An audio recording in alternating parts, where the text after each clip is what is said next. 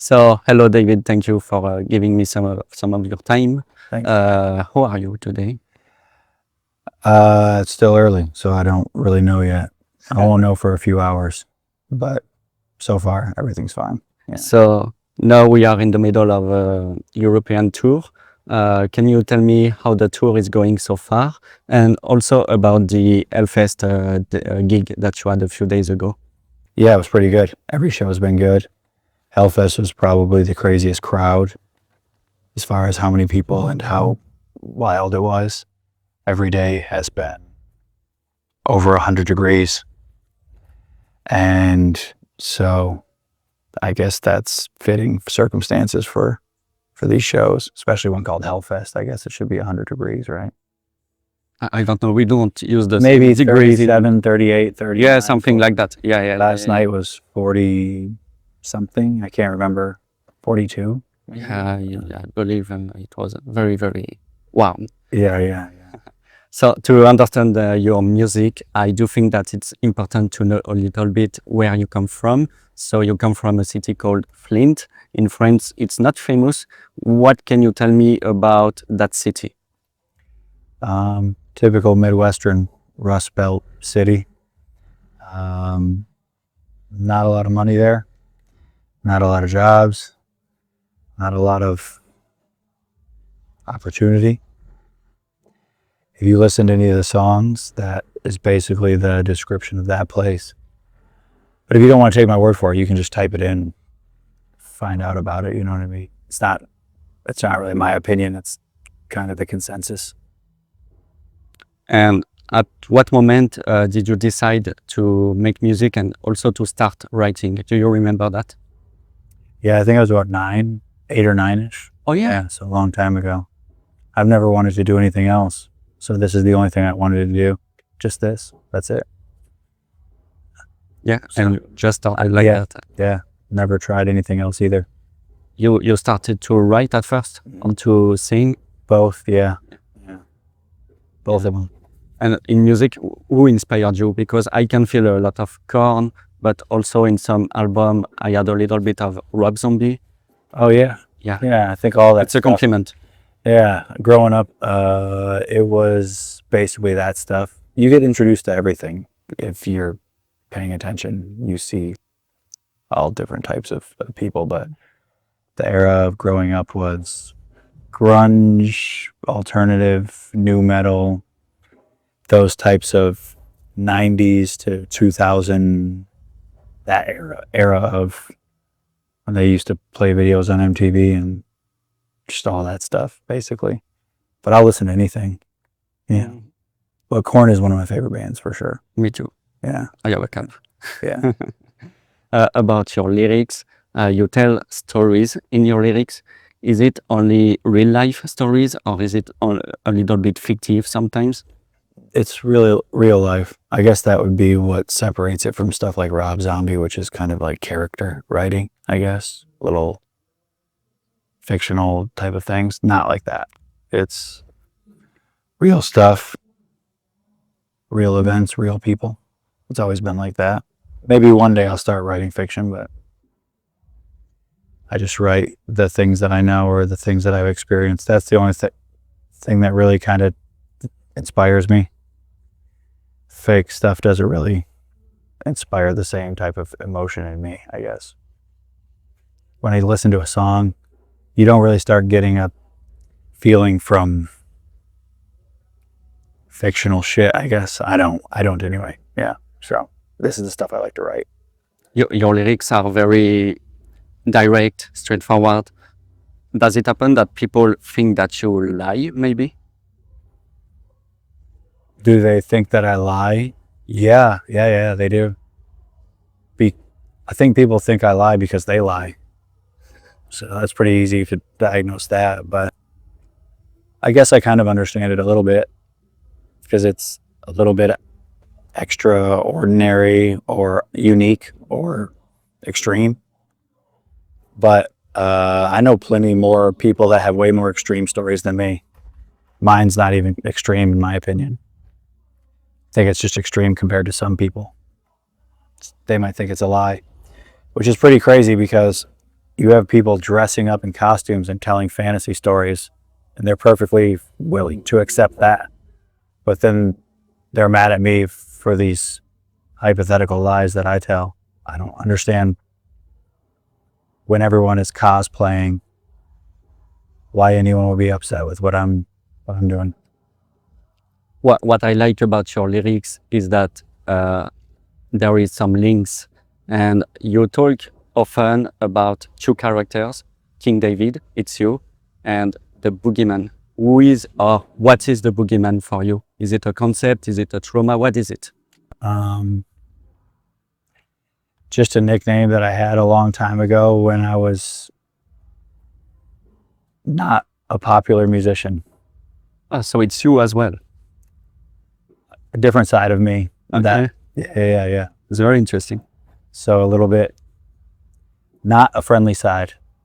Not a friendly side. Yeah. Your music being so raw and dark, have you ever thought that the band would become so big?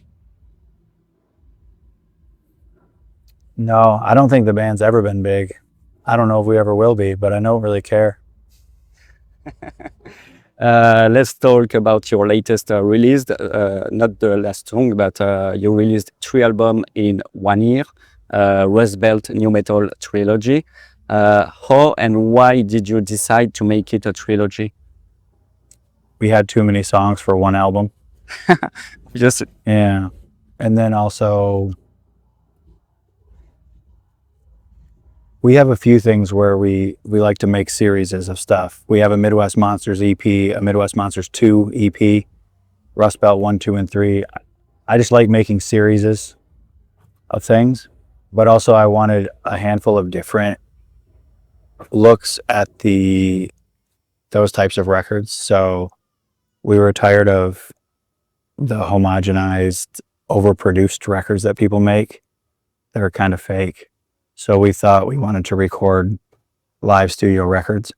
And I was just curious if we made a heavy one, if we made a kind of alternative one, or if we made an acoustic one, all in the same context of a live recorded record in the studio with no click tracks or production or computer overdubbing and things like that. Without any of that, what everything would sound like acoustically or heavy or just rock kind of. So just 3 different looks at the same type of recording process. Yeah, you told me a little bit about the recording of those 3 albums. And today, I think that in music industry, everything sounds a little bit the same, a little bit flat. And you decided to make something different. Yeah, that was pretty much why. It's so corny to turn on people's albums and hear the same plugins and the same drum replacement samples and the same quantized songs and the same shitty vocal punch-ins every single line. There's nothing cool about any of that. Tala did something like that. You know the band Tala? Yeah. I like them. They're good. They did it with their latest album, like one take. Yeah. Produced by the same person. We have the same producer. Oh, so we go to the same places to record that. It explains a lot of. So what is the links between those 3 albums? So it's just one album, really, broken into 3 parts because the sound, I guess. The first one, like I said, is heavy. The second one's kind of alternative E-ish, and the third one is acoustic. It's just kind of like the full scope of that series, I guess. And the third one is really different. I was so surprised. I didn't expect that at all. But I like it. It was emotional and yeah, I like that. I like that type of stuff a lot.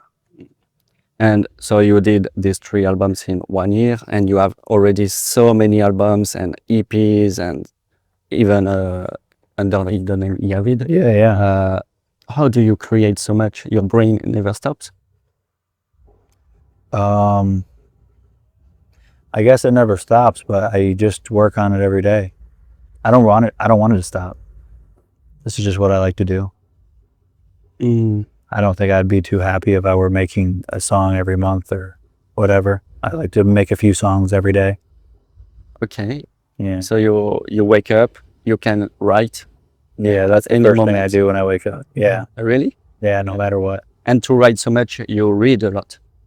I read when I'm not writing. Oh, okay. I don't like to do more reading than writing because that's not very productive. Yeah. And you also have a brand new songs called Hungry Gods. Yeah. What can you tell me about that songs? That's what I think happens in the world with all of the events that it talks about. I think these are just a new form of whether it be ritual or sacrifice or worship. I think a lot of things going on in the planet are just forms of worship for newer gods. Not like maybe the old Greek ones, but derivatives. You know what I mean? Like there's a Greek god in media. What you're doing right now? That's pretty wild. Look into that, I guess. And what's next for the band? A new album, a new EP? A new album, yeah. Already? Yeah. We don't really operate on a time. We're independent, so we just put out records when we want to, and we make a lot of records. So already is not really how we think about it, Okay. you know? Mm. I think people that like the band want to hear more shit, so we have plenty of stuff as well. So it's not hard or complicated to keep doing, you know? I don't know. I think everyone releases shit pretty slow, actually. You are independent right now. The Yeah. band wasn't independent ever.